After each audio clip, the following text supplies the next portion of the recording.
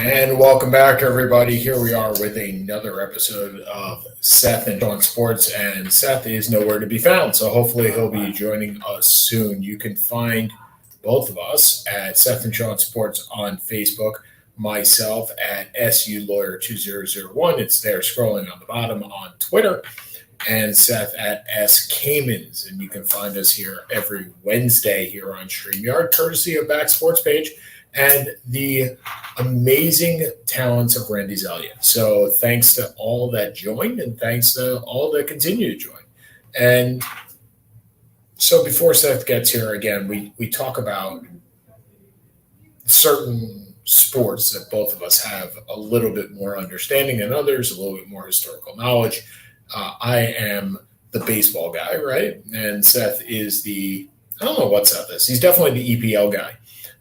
Golf, we kind of split. Tennis is him. I do a little bit more on the NHL. He does a little bit more on college basketball, and I do more on the NBA. We kind of split the NFL down the middle. But here I am.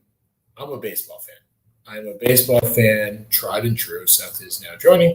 I'm a baseball fan, tried and true.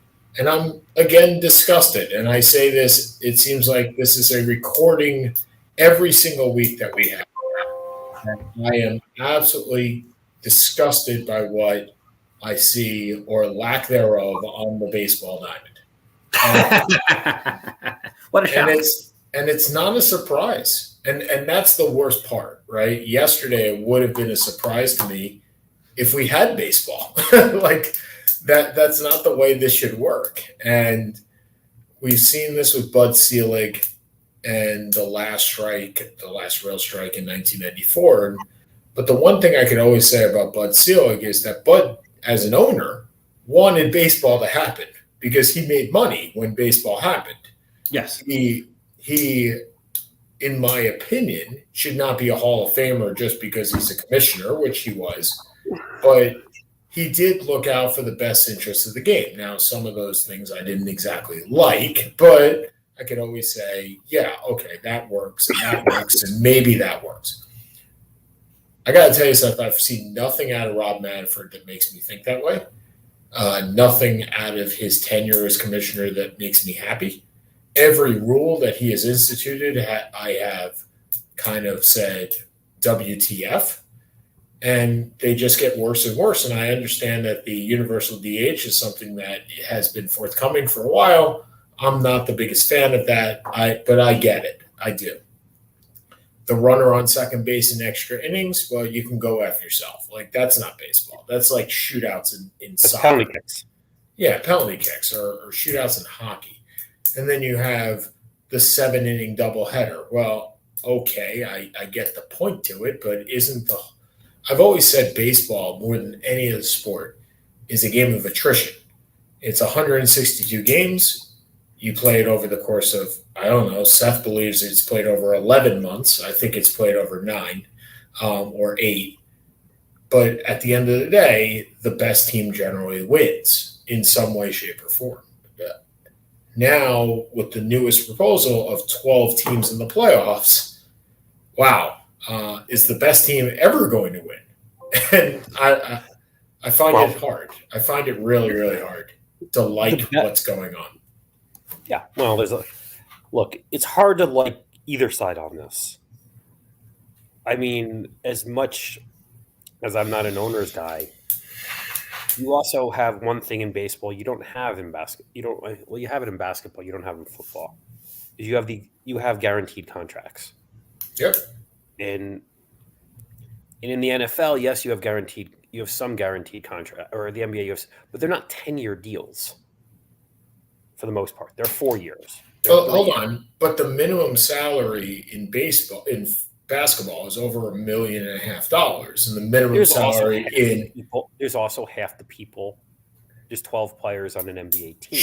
Sure, but I'm saying if we're doing apples to apples, I'm not sure baseball and basketball are an apples to apples. I'm just bringing up. I'm not doing a full comparison either. I'm just bringing. Okay, fair enough.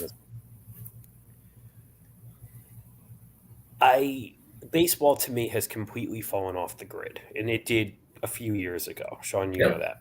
Yeah. I don't think of it as a particularly relevant sport anymore. I see it as you have football and you have college football and you have college NBA and you have college basketball.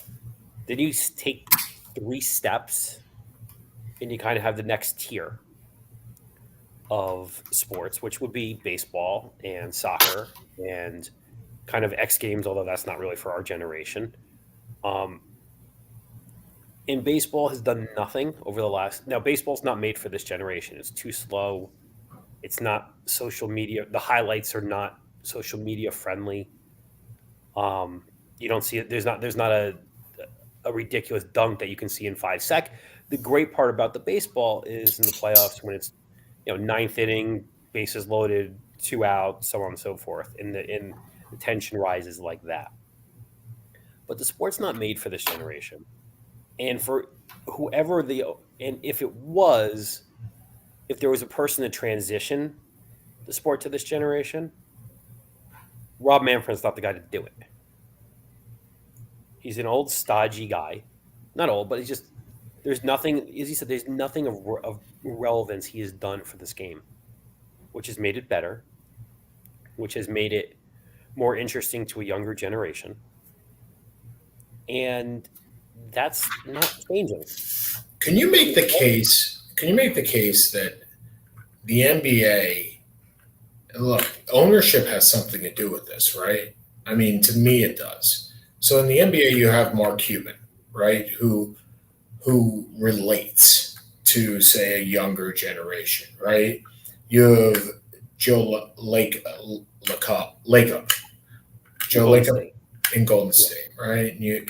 Now there are some of those older owners, but you have Steve Ballmer, right? You do have the Jerry Reinsdorf still in Chicago, and you still have Charles Dolan and whatever. You have Jim Dolan, excuse me. Charles was his father.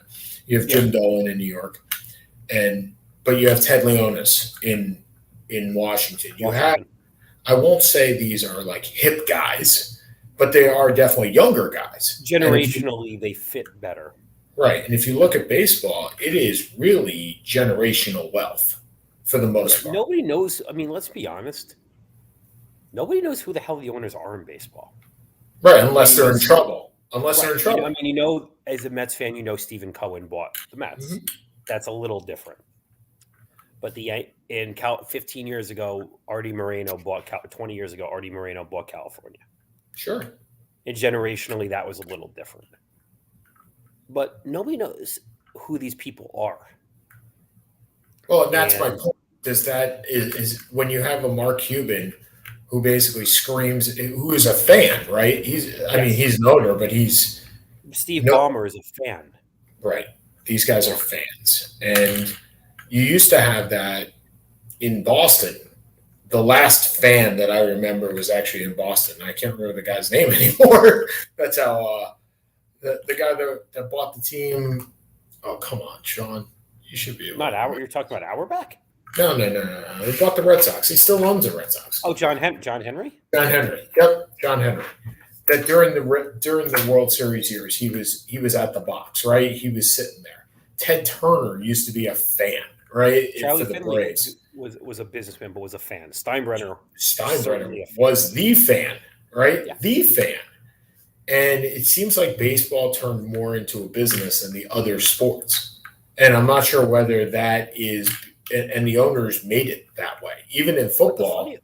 But the funny part is they haven't done a good job. They haven't done a good job with it. No, they haven't. But I'm saying even with football, okay, I get on Dan Snyder all the time. I get on Jerry Jones all the time. But those two guys want their teams to win more than any other in the top 5% of ownership, right? Yeah, they are complete asshats. I mean, both of them. They are asshats in one way, shape, or form. But I said the same thing about Steinbrenner, too. I thought Steinbrenner was the biggest asshat of all of them. But he won. He was a fan first, and he put his money where his mouth. He was my asshat. He was yours, not mine. He was George's asshat, too. But so I think I look at where we are with baseball and whether we're going to see games played anytime in the near future. The first two series have already been canceled. We're now looking at April 8th as an opening day, but that's only if in the next 3 days we get any coverage. I'll tell you right now, I don't believe that's happening. We're looking a month or two down the road. We're not looking I don't think we're doing anything. And for every day lost is 1 day less that we're talking baseball. And this is the window to talk baseball. Because as much as I know the NBA, as much as I know college basketball, as much as I know the NHL, none of those sports are in their playoffs right now. None of them. Nope. None of those. Football is in the one dead spot. The NFL is in the one dead spot of the entire year is right now. Not until we get workouts starting, right? The combine is starting. The combine's soon. this week. Right. So realistically, until the week or two before the draft. Right, which is the end of April. In a couple of weeks. But we saw this. Look, we saw this 2 years ago when there were no sports. And baseball had the one chance to step up and be like, this is an outdoor game. You could play it. People would watch it because there's nothing else on TV. And I look at the baseball players. And I use my parents actually as a pretty good base. Because Sean, you've known my parents for years. My dad is an old school sports fan. My mom is a sports fan. Still watches basketball, still watches football. She doesn't go beyond the main sports. Like she's not watching soccer like I do, but she'll watch tennis. Like she's a sports fan. Yeah. If she could name more than 3 baseball players at this point, I would be shocked. You've lost everybody. There is not one baseball player that stands out to an average, a casual sports fan. They may know the name Mike Trout. They wouldn't recognize him. They may know Mookie Betts. What'd you say? I said no. Baseball players are not recognizable players. If you had to say the most recognizable player in Major League Baseball right now, I'd say it's Derek Jeter. Still, and he doesn't have a job. Right. Well, he will at some point. Yes. Right. But that's exactly the point. Mike Trout's probably going to go down as one of the 10 best players of all time. And nobody knows what he looks like. Nobody knows who he is. Nobody knows what he looks like. They know he plays in California. Maybe. He's played in one playoff series in 10 years. Yeah. Nobody knows who he is. And the most popular athlete outside of, I'll say, soccer in the world could walk down the street right now and I've had no idea who he is. And that's Shea Ohtani. I would not know who he was. And that's unfortunate. That's where the demise of baseball is right now. And with every day it just gets worse. And I see no way of coming back. And it's not the work stoppage. The work stoppage will end and the playoffs will come and the World Series, and we'll watch parts of the World Series and we'll talk about it. But think about this show even. We've hosted this show for 10 years. Yep. Give or take. So 10 years, say 50 shows a year, give or take. Yeah. Say 500 shows. Yep. How many shows has baseball been the main, from a positive standpoint? Well, we do our preview every year in which you take off.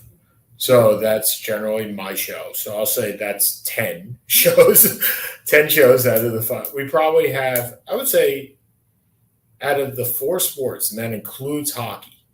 Let's put soccer in there too. It's probably 4th or 5th. Yeah. It is an increasingly irrelevant sport. Relevant more to a country that doesn't really exist except in certain people's eyes where it was better 40 or 50 years ago. And it's funny because that's not a country I'm proud to be part of. Nope. But I love the sport of baseball. Like I like to take things from that. But ironically, the people who are the best players in it are not people who would fit into that country 40 or 50 years ago. Oh, 100%. Yeah, it's you've destroyed the sport. and it may have become, I don't want to say obsolete because that's not the right word. There's always going to be fans. There will. Yes. Even if it's just betting at this point, because betting is so prevalent, and you'll be able to bet during the game too. During the game. So. But it's increasingly irrelevant. And the only way to bring it back is honestly probably through gambling. That, as sad as that is, that's probably the only way, because in the summer there is nothing else to gamble on, which is kind of a commentary on our society. But nobody cares about a regular. I mean, look, to be fair, I don't know too many people who would care about a regular season Padres. I was going to say Expos. Shows you how old I am. Padres Marlins game, unless you're a San Diego or Florida fan. To me, as we've talked about, the schedule is way too long. And the best part about the playoffs, the one good thing is the playoffs are minimized because you only have top tier teams in them. Yeah, now that's not going to happen. Yeah, now you're rendering it towards these 85 win teams. Yep. Which is just not going to get you where you want to go. Well, last year the 7th best team in the Major League Baseball won the World Series. That was the Braves. And that's not to say that they didn't deserve it. They did. I mean, they went through the gauntlet, right? And the playoffs are hard. Like, don't get me wrong. Charlie Morton stood there with a broken leg. I mean, playoffs are hard. But it's kind of what I actually liked about baseball, and what I liked about the NFL, and what I liked about, well, no other sport, because no other sport did that, was the exclusivity of the playoffs. And I really love the fact that Major League Baseball, look, 103-win San Francisco Giant team didn't make the playoffs one year. If you remember, they were in the West against the Braves, right? Against the Braves. They had the one-game playoff, if I remember correctly. No. They didn't make it at all. They didn't even get the I thought this was pre-wild card. They had to play an extra. I thought, okay. No, they never got to it. That was the point. It was 104 wins versus 103 wins, and they didn't make it. And that was the beauty of the pre-wild card teams. Now, I understood why you brought in a wild card. I do, because you could have two teams that win 110 games, and then the regular season is for naught, right? There's no allure in September. But man, making it like the NBA or making it like the NHL, where half the teams make the playoffs. But it just also shows that baseball doesn't know how to market itself or build itself. It also doesn't understand that that the fans don't want this. Like that's the thing. If you polled most fans, and that's what I seriously don't understand, is that I believe if you ask most fans if they want a universal DH, the answer would be yes. I do. I'm not one of them, but I think if you polled the majority of baseball fans, they would say pitchers batting is a stupid idea. They haven't batted since they were in elementary school. All the way through, they've been DH'd. Okay, I can get behind that. But if you say, oh, well, do you want double headers to be 7 innings? No fan's going to say it. No true fan is going to say, I want a doubleheader to be 7 innings. And the reason is, when you and I were kids and we went to a game on a Saturday and Friday night was rained out, we were excited to go to a doubleheader. We weren't saying – my dad was not excited to take me, but I was. Okay. Right. But kids were excited to go to 2 games instead of 1.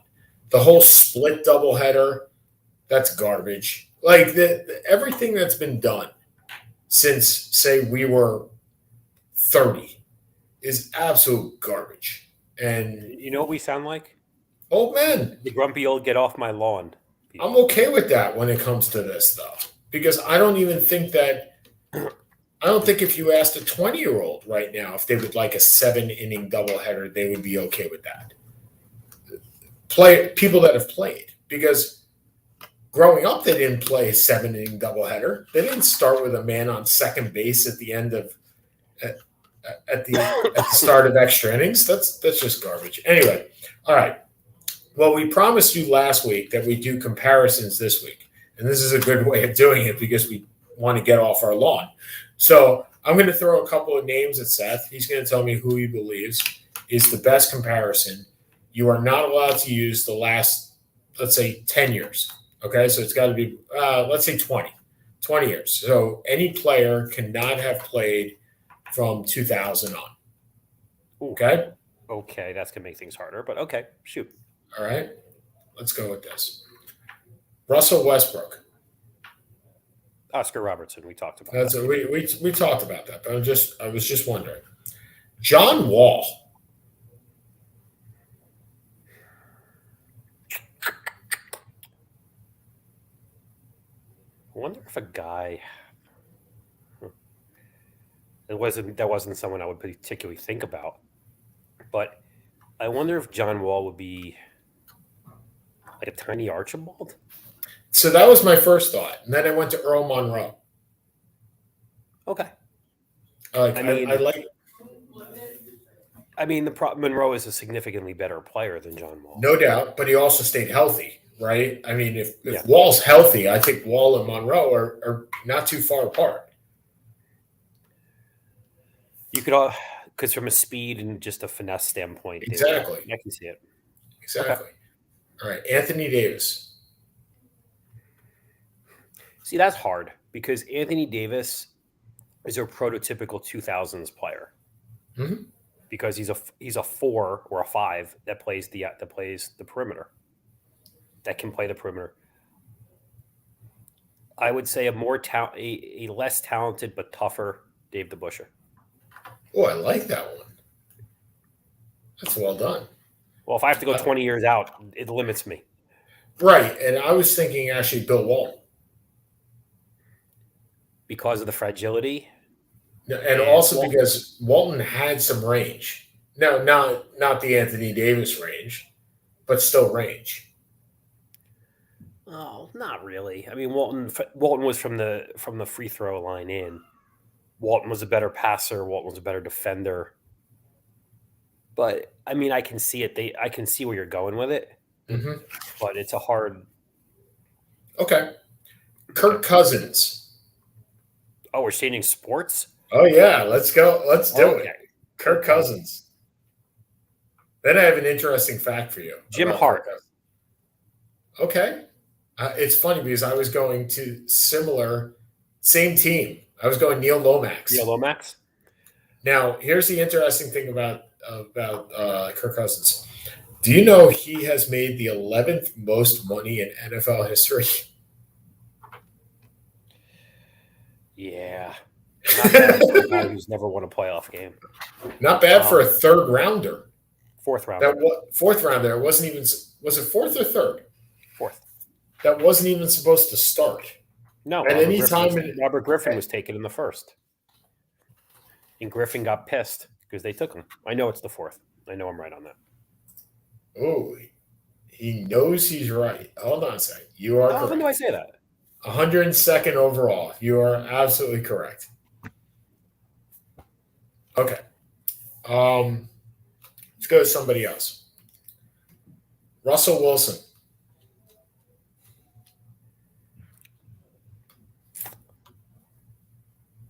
Fran Tarkenton. I was going Bobby Lane. Jesus Christ. You're going back that far? Am I on par here? I don't know. It's hard for me to gauge. But with Tarkenton, you had a guy who could never had the greatest talent around them. Yep.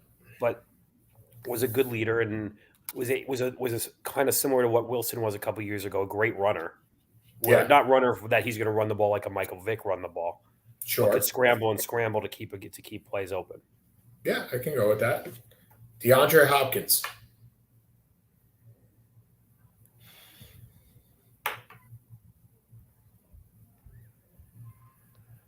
You're going to laugh at who I'm picking. I'll go first. Harold Carmichael. Wow. I was thinking around Stallworth. Big, tall guy, great hands, caught everything in sight. Not not an overwhelming speedster. Sure. But Carmichael's good because Carmichael was like a 6'7". Yeah. Cooper Cup. Physical. Well, Cooper Cup is Jesus. I only got one guy. I feel like this should be very easy. So give me a second here. He's got to be 20 years. He's got to be 20 years ago. 20 years ago. Oh, I'm kind of trying to go through the great. It's not Carter. It's not Rice. I'm trying to think of the best slot. Oh, I don't got it. I don't got him that good yet. Like, I'm trying to think of who the best slot receiver, because it's going to be a slot guy. Yeah, because it has to be because it's catches. I got him in the slot. Is it Marvin Harrison? No, it's Wayne Corbett. I don't think he would be thrilled. At no point was Wayne Corbett considered one of the 5 or 10 best receivers in the league. You're right, and until this year, neither was Cooper Kupp. No, but this year was extraordinary. Agreed. Okay, let me give you another one, or you can give me one if you feel the urge to go down this road. Alex Ovechkin. Wow, he went to hockey. Why not? Alex Ovechkin. Okay, so Alex Ovechkin is Mike Bossy. Sniper. It is very simple. That pass that he made, that spot that he has on the power play on that dot, which requires the cross length pass and just shooting, that was Mike Bossy's home. Even when they weren't the same position, because wasn't Bossy a right winger and Ovechkin's a center? No, Ovechkin's not a center. I thought Ovechkin was a center. Ovechkin plays with Nicholas Backstrom, who is his center. I know. Okay. So Backstrom's. This is why I don't give hockey references very often. No, but very well done. I was very impressed with you. Okay. And I like the fact that you went to my sport, which makes it even better. Jacob deGrom.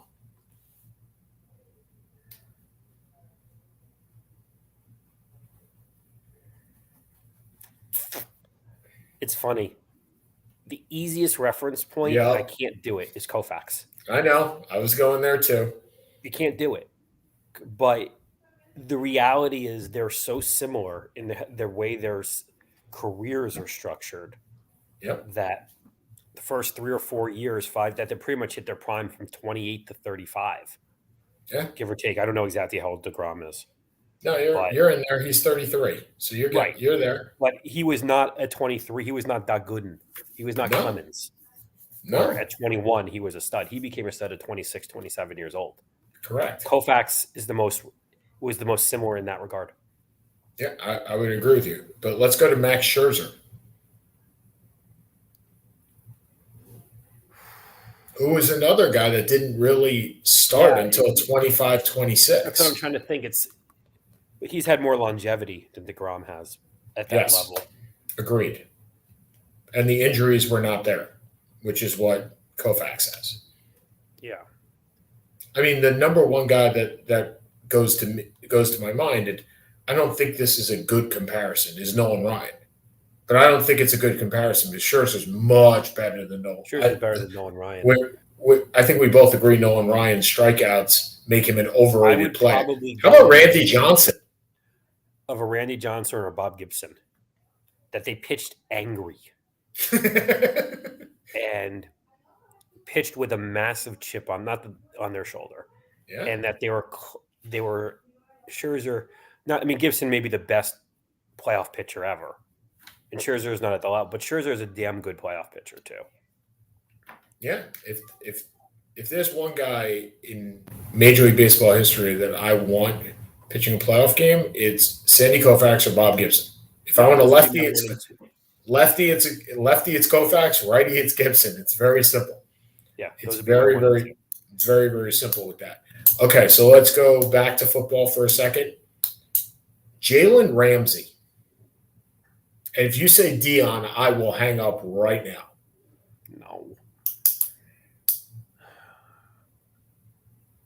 No, it's not Dion. It's not even close to Dion. No, I'm trying to. It's a cornerback who got enormous pub but probably wasn't as good as he was supposed to be. Yeah. I mean, How about Bruce Pickens? No, I'm just kidding. no. Come on. How about this guy? How about Aeneas Williams? Now, I know Aeneas Williams made the Hall of Fame. It's the wrong one. It's Asumda. The one went from Philly to Texas. Oh, yeah. There you go. Asamuga or something like that. One married to Kerry Washington, who was the best cornerback in football, give or take, for Philly. Then went to Arizona, or went to California, went to the Raiders, and just... No, it was the other way around. He was on the Raiders, and he went to Philadelphia for $25 million. Was it that way? I thought it was reversed. Yeah. No. Kerry Washington. I love that we're both looking at Kerry Washington. Okay, Nnamdi Asunda, and hold on, Pro Reference. He started with Oakland and went to Philly. Yep, and then wound up at San Francisco. That's a great poll, by the way. Thank you. So he went very good. Well, he was AP. He was an All-Pro for 3 straight years. I mean, Ramsey's not as bad as you've made him out to be over the last 6 weeks. But Ramsey was kind of figured out when he went to Philly, and Ramsey seems to not lived up to the reputation in the last month, but didn't really have to deal with any issue because they ended up winning it all. Yeah. Okay, speaking of winning it all, J.J. Watt, who has not won it all. No, he has not. Merlin Olsen. Oh, I like that one. Okay, I almost said Joe Green, which would be Aaron Donald. That's not. That's who I was going with. Oh, okay. How about T.J. Watt?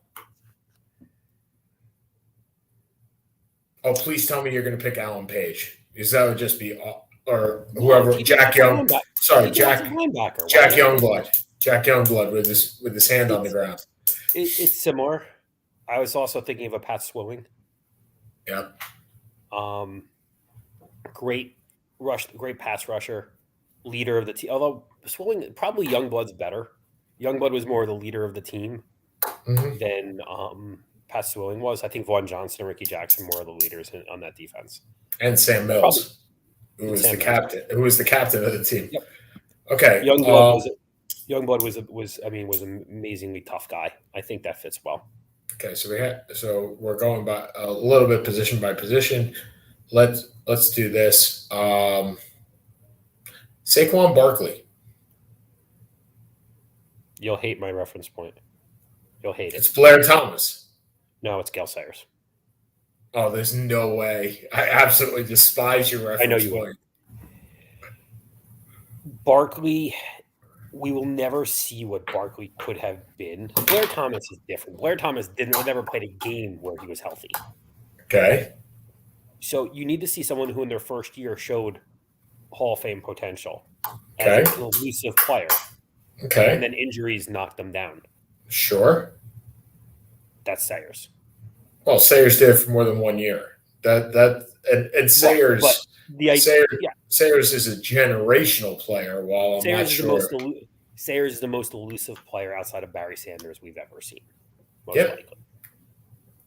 But where do you go with Barkley for a comparison? Barkley was incredibly elusive. Plus, he was big and strong, a little bit stronger and bigger. But injuries have rendered him moot. Earl Campbell? No. Earl Campbell was a basher. Barkley's not a basher. Okay. You need elusive where injuries knock them down. Yeah. Well, who are you going to go with? Okay. Matt Stafford.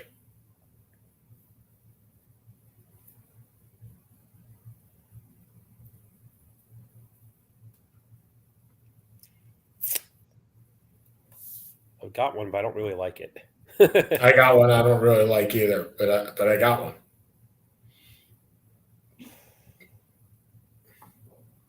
For some reason, I'm going to Theismann. Okay. And I'm going to Kenny Stabler. I like yours a lot better. He just throws a lot. Look, until Stafford won the MVP, until he won the Super Bowl, what was he? He was a compiler. He just kept getting yards after yards after yards. Yep. And he got a lot of yards, but he didn't win anything. Okay. So I'm going to bring this understanding that he is no longer an active player, but I do want to hear your comparison. Eli Manning.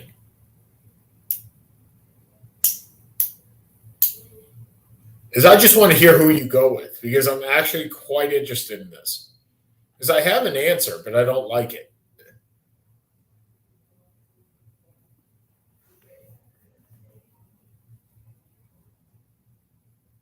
Although it's not really that bad. Excuse me.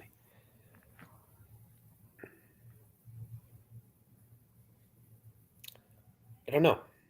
Is he Jim Plunkett? No. I think I had a feeling that was where you were going because of the 2 Super Bowls. Yeah. Get it. But it's not Plunkett. It's a lesser with better statistics Greasy. I hope you mean Bob. Yes. Okay. No, it's not Brian. Because you can't compare the statistics because quarterbacks didn't throw. How about this? Is he Phil Simms? Yeah, probably. I mean, that's Probably the most. I mean, I was going to say Jeff Hostetler, but he's not a Hostetler. But is he a Phil Simms? Yeah, that actually probably works, ironically, as good as anything because he compiled. He was tough. He won a Super Bowl.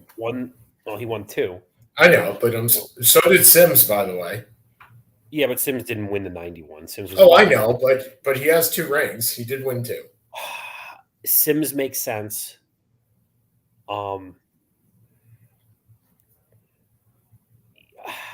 Eli to me is the most incomprehensible player. Now you sound like a Jets fan. Just I don't know how to like. There are people whose opinions I really respect, who unequivocally think he's a Hall of Famer, and I'm not one of those. And neither am I. And there are people who I respect who think he was an average quarterback, which I absolutely do. Who lived off of 2 Super Bowls. Not only 2 Super Bowls, he won off of 2 playoff runs. Remember, how many playoff wins did he have outside of those 2 runs? 0. Right. I mean, more than anything, the lack of consistency of him is astounding. Not outstanding, astounding. Right. Astounding. I mean, he is really remembered for 3 games, 4 games. And really 2 plays, one to Manningham and one to Tyree.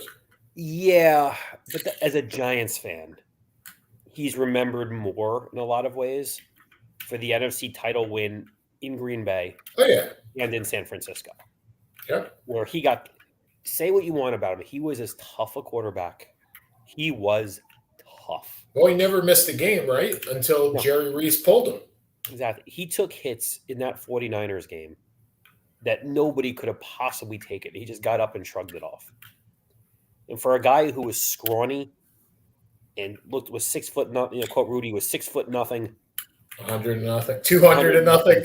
200 nothing. Look, he had a few years where he was very good. The problem was his best year was the year Burrow shot himself. That was the year that was the best team that I will go to my grave saying that was the best Giants team I've seen since '86. Until he shot himself. So that was 2008? Yes. So 2008, he starts all 16 games, which not surprising. He did that a lot.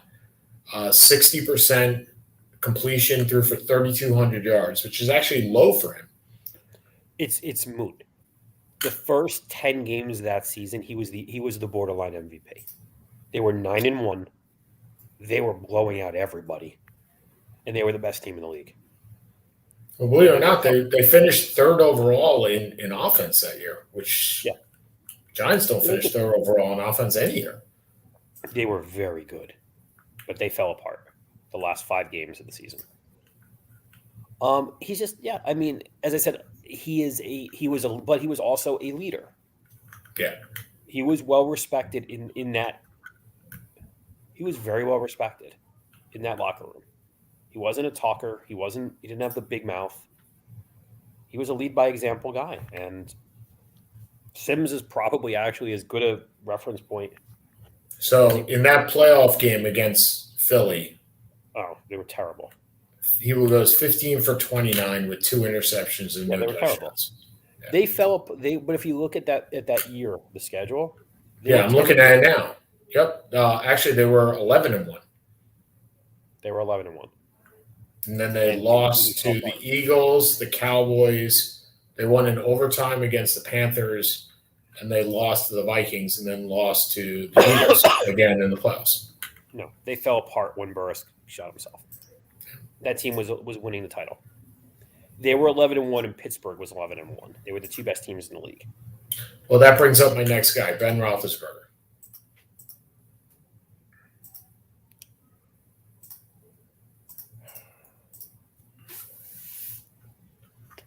That's actually more where I'd kind of go with the Bobby Lane thing. Big, strong guy. Could throw the ball. I mean, again, it's generational. It's hard. But, he was 6'5", 230. He could throw any ball. Yeah. He was a partier. He's Jared Lorenzen. A little bit more effective and talented. So, look, when he retired, there were all these statements that Ben is a first ballot Hall of Famer. You agree with that? You agree he's a Hall of Famer, slam dunk, no question he's in? Depends who's on the ballot with him. I think he's in. No.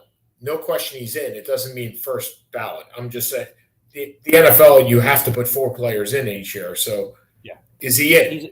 Is he a Hall of Famer? He's in. He was a top 5 quarterback for a while, for many years. He was never a top 3, but he was a top 5. So he retires 165, 81-1, which is actually better than I thought. I mean it's 2 out of 3, 67%. I mean that's a very good winning percentage for a quarterback. 418 touchdowns, 211 interceptions, 2-to-1 ratio. 2-to-1. I mean, that is, again, very good. Yes. QBR doesn't really matter at that point. I mean, that's crap. Played in 5 Pro Bowls, won the Rookie of the Year, won 2 Super Bowls, obviously. I guess. I mean, I have a hard time with quarterbacks. I think and this is what my last thing was. By the way, his career, his number 1 comparison, and I know you love that I love this. You want to take a guess at who his number 1 comparison is? Terry Bradshaw. How about Eli Manning?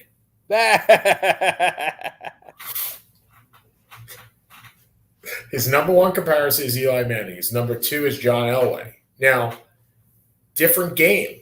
So the comparisons, the similars, are based on statistics only. So if you're saying that Elway was the same, Elway in his era was so much better because he just put up the stats that Roethlisberger put up. Number 3 is Warren Moon. Number 4 is John Hadle, who I don't even know who that is. Played for the Chargers in the AFL.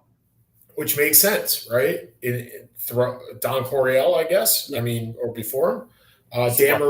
Dan Marino is 4, Montana's 5, Bradshaw is 6, Drew Bledsoe, Fran Tarkenton, Bob Greasy. None of those guys in the era that we're talking about with Ben Roethlisberger. By the way, the number of years in the middle of his career, his 8th and 9th year, so middle of his 16-year career, 7, 8, and 9. His number 1 comparison is Andy Dalton. And his number 2 comparison is Joe Flacco. I love you some Flacco. I know you love you some Flacco, but if that's his comparison from 7, 8, and 9, and 13 through 16 is Eli Manning. Yeah. Is he really a Hall of Fame? I mean, unless he did something in those like 5 years that broke him out. Would you put him in the Hall of Fame over Eli Manning? Yes. I think he had more to do than Eli Manning did. And I know there's a comparison tool here. Hold on. Just a straight comparison. There is. Eli Manning. So let's do the straight comparison. Let's see. This is why Pro Football Reference is great. So Eli, okay, yards, Roethlisberger has 700 more yards. So they played, Roethlisberger also played 2 more seasons. Now, wait, Roethlisberger's out for an entire year, right? Mm-hmm. So 1 more year. Okay. A better passer rating. He has 60 more touchdowns. And he has 30 less interceptions. That's a big deal. Hmm. He also took 140 more sacks. Wow. Yeah. Yeah. He also ran for 800 more yards, but that's no surprise. But yeah, he took 140 more sacks over the course of 249 games. On a per game basis, I think that's probably more easier than the lifetime stats. 16 more yards per game, same amount of TDs, basically the same amount of interceptions. Yeah, he's as good a comparison. This is it's kind ironic of because I didn't think that would be the guy, right? Actually, the other person who I would probably put in that comparison is Phillip Rivers, except for the Super Bowls. Well, I don't know if Phillip Rivers is there. Let's see. So Phillip Rivers compared to Ben Roethlisberger, right? And they were in the same draft, so yeah, they're also same size, same height. Yeah. Same size. Same amount of touchdowns. Same amount of interceptions. Wow, this is good. Well done. Thank you. That makes a lot more sense to me than Bobby Lane. I mean, the actual passing yards is 3 yards per game. Touchdowns is 1.7 to 1.7. Interceptions is 0.9 to 0.8. I mean, this is as good a comparison as you can get. Well done. This is well done. Props to you. All right. So moving on from this, but this gets me to my final point. We have 12 minutes left. Is the quarterback a devalued asset in the NFL right now? Can you win without a great quarterback? No. I mean, it hasn't proven to be. You can win without a great quarterback. You can't win with an average quarterback. So is Kirk Cousins an average quarterback? Like, that's where I'm going. Like, your average quarterback is going to Kyler Murray, for instance, right? So Kyler Murray is probably going to plan to hold out for a new contract. By the way, Steve Klein and Cliff Kingsbury both got contracts today, so they're going to be there through 2027. So just looking at my calendar, it's 2022. They're going to be there for a while. And Kyler Murray is saying, I want to be paid like a transitional player. Can you pay him that way? Not whether you can or can't is irrelevant to me anyway. But is he a player you can win a championship with? And do you need to pay quarterbacks that much to win a championship? We don't know. To be perfectly honest, we don't know whether he can. I mean, the talent is there, but he doesn't seem to be particularly well liked in the dressing room. In the dressing room, for lack of a better term. Locker room. That's what you're looking for. Sorry, Colt's killing me. They self-destructed last year with no real reason for it. Now they've grown over the last 3 years. They've gone 5 to 8 to 11. I don't think we know yet. And a team paid without knowing Sam Darnold is sitting in Carolina, which is the reason why the Giants have not picked up the option on Daniel Jones, by the way. No, I had talked to you about that they weren't going to pick up Daniel No, Jones. I know that, but that's the reason. It's you don't know. You don't have $25 million sitting on the bench. No. So I would not be comfortable picking up the option, giving him a new contract at this point. I mean, but it gets to the same point: can you win with an average to better than average quarterback? Well, better than average and average are two different things. But let's kind of go through high level. There, off the top of my head, there are 3 or 4 quarterbacks. Okay, I mean we have 9 minutes, so I'm gonna do this really fast. But Brad Johnson was an average quarterback with a world-class defense. Hold on. So hold on. It's easy. The Rams, better than average, right? Yes. Who won? Tampa Bay, well, Brady was better than average. Yes. Mahomes, better than average. Brady, Philly, Nick Foles, better than average? No, average. No. Brady, I mean, this is skewed because you have Brady so many times. Right, but the idea is there have been quarterbacks. Brad Johnson, Trent Dilfer, Tony Banks. I think Tony Banks was a Dilfer. I forget which.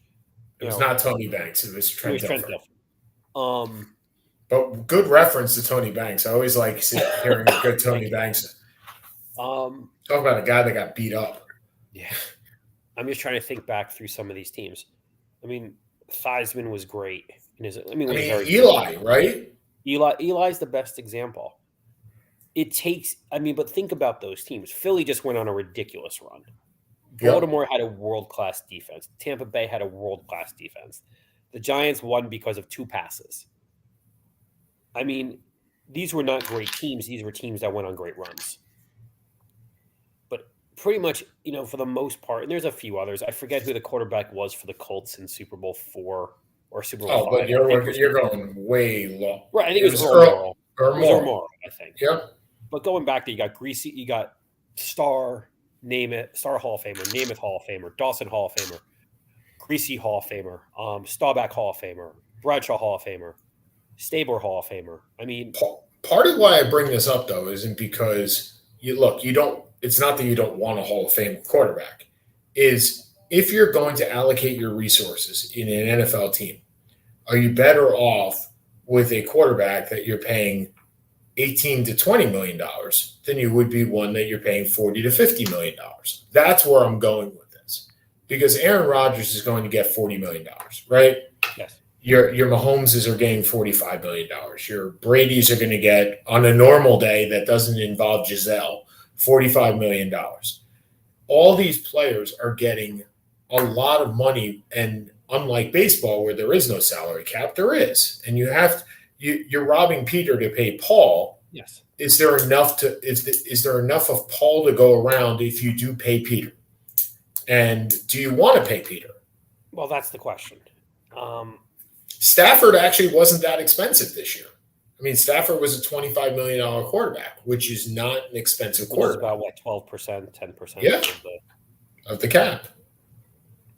So I guess the question is, with Kyler Murray and all these quarterbacks, especially the ones that are coming up for renewals, and Russell Wilson will come into that game as well in a couple of years, is if you're the Giants, if you're Denver, you are willing. You're always going to be willing to pay the quarterback. You're always going to. Yeah. But is it the right move? And I don't really know the answer to that.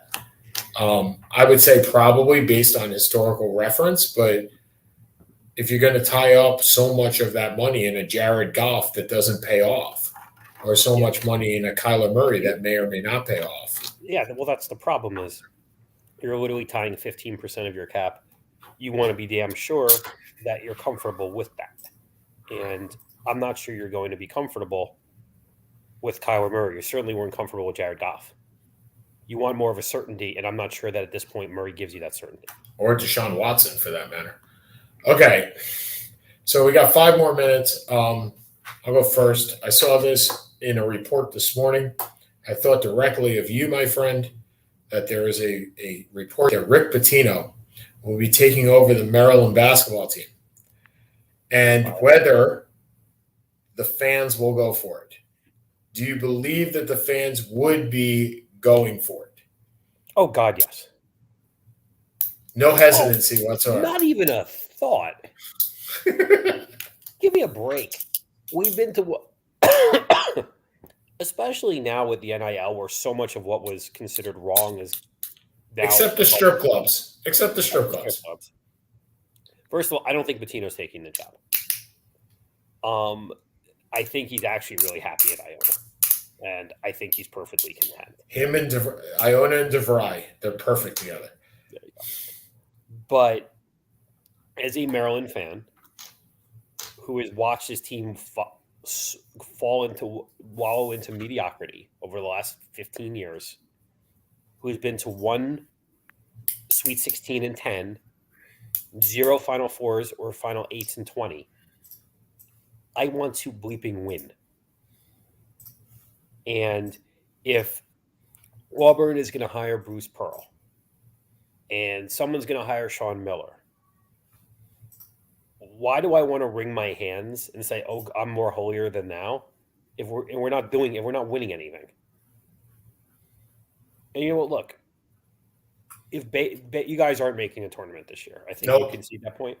Yeah, unless we win the tournament. Yeah.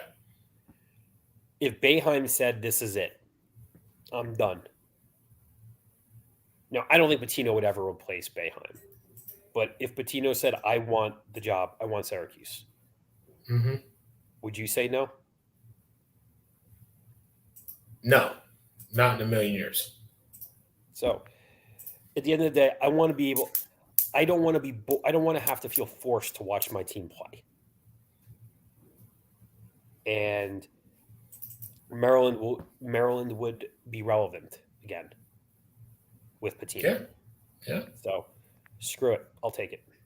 All right. Sounds good. All right. With that, we'll say goodbye, and we will talk to you guys next week. Feel better, my friend. Thanks, man. Have a good one. See ya. Bye-bye.